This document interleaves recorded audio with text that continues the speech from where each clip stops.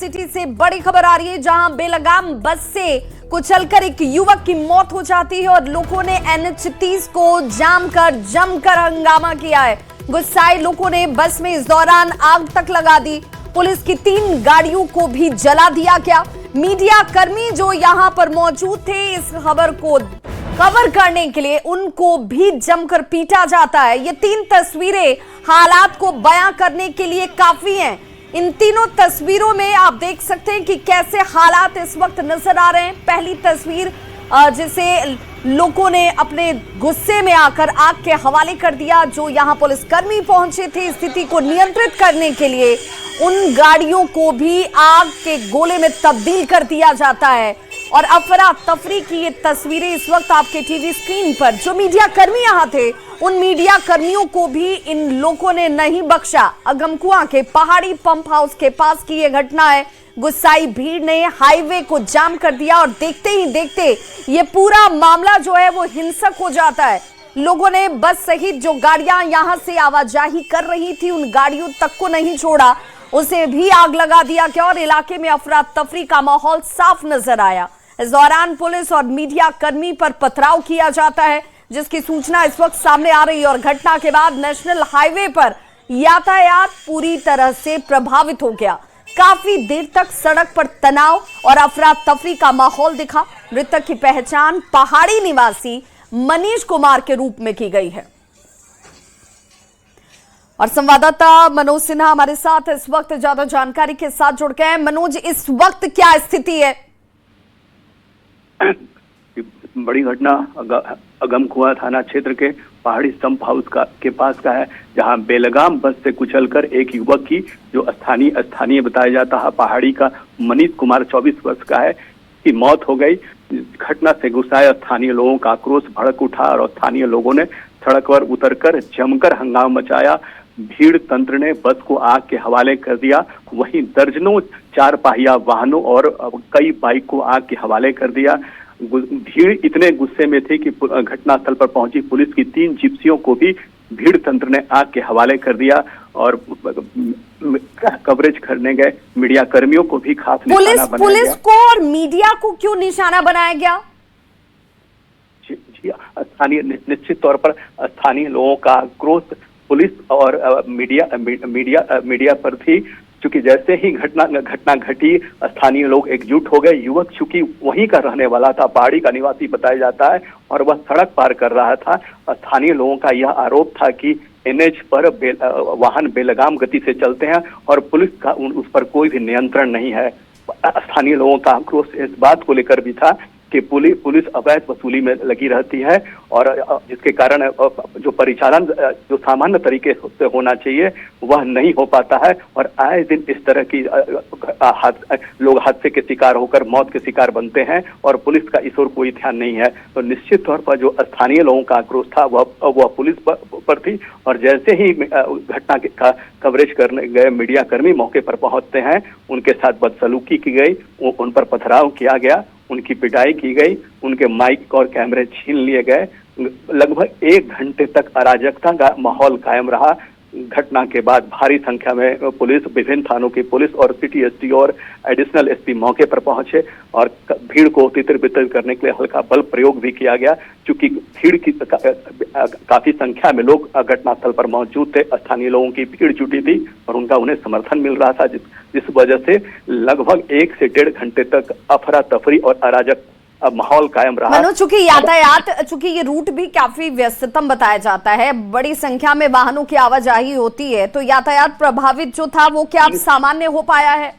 फिलहाल अभी पुलिस ने सबको अपने कब्जे में लेकर उसे पोस्टमार्टम के लिए नालंदा मेडिकल कॉलेज भेज दिया है। NH पर परिचालन को सामान्य करा लिया गया है, लेकिन जो मौत हंगामे के कारण लगभग NH-30 पर 2 घंटे तक परिचालन दोनों छोर से पूरी तरह ठप रहा। लोग भीड़ में फंसे रहे। चूंकि घटनास्थल पर अफरा तफरी का माहौल था, इसलिए बहुत सारे लोग जो संपर्क रास्ते हैं अपनी जान बचाने के लिए उस ओर भागे।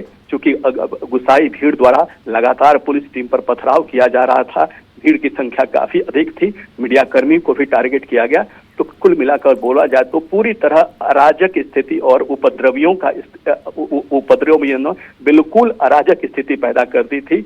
मनोज, चूंकि आप ग्राउंड पर मौजूद रहे, आपने इन तमाम चीजों को देखा है, मैं आपसे ये जानना समझना चाह रही हूँ कि अचानक से इतनी तादाद में लोग तो यहाँ इकट्ठा नहीं हो गए होंगे, या पुलिस इस स्थिति को समझने में कहीं ना कहीं फेल हो गई, उसे नहीं समझ में आया कि भाई ये हालात बन जाएंगे? कम संख्या क्या पुलिस की थी?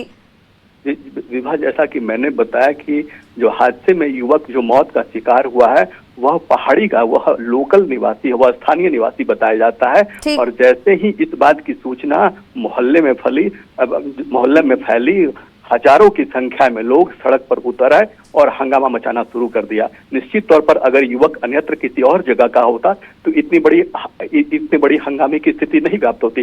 चूंकि जो मृतक है वह स्थानीय युवक था, जैसे ही इस बात की सूचना पहुंची, यह बात जंगल में मनोज, क्या ये जो हादसा है, ये हादसा रफ्तार की वजह से हुआ या लापरवाही थी? इस घटना के पीछे की वजह स्थानीय क्या बता रहे हैं?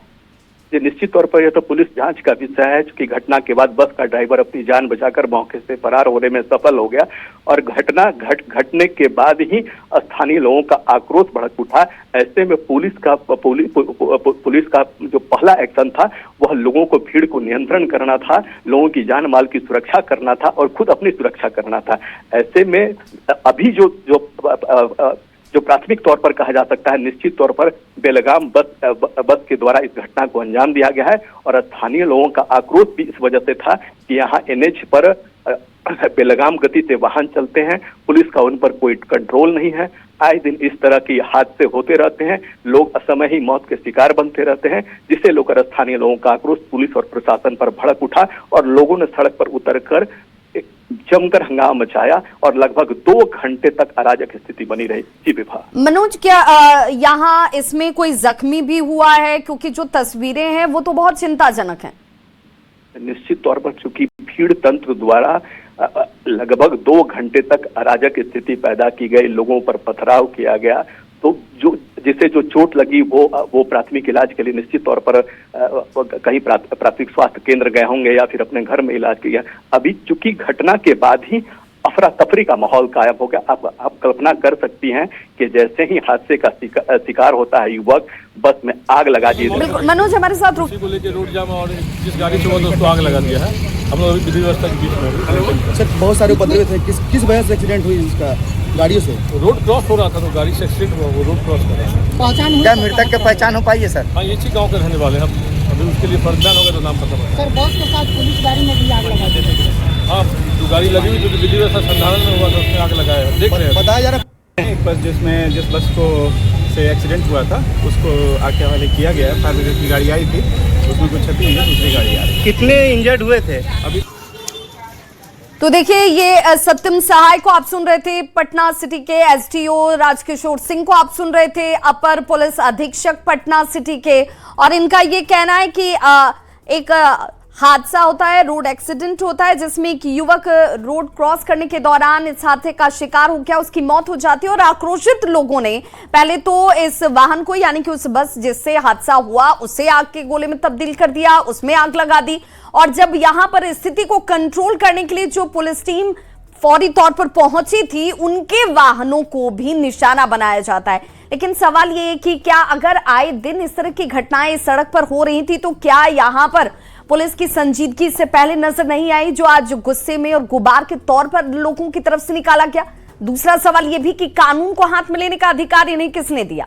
यहां पर अगर राहगीर, चूंकि आवाजाही का एक व्यस्ततम ये मार्ग, और यहां पर इस वजह से, इस अगजनी की घटना की वजह से कई लोग फंसे भी नजर आए, उन्हें अगर इस हमले में कहीं से कोई नुकसान होता तो जिम्मेदार कौन होता? ये बड़े सवाल हैं। बहुत बहुत शुक्रिया।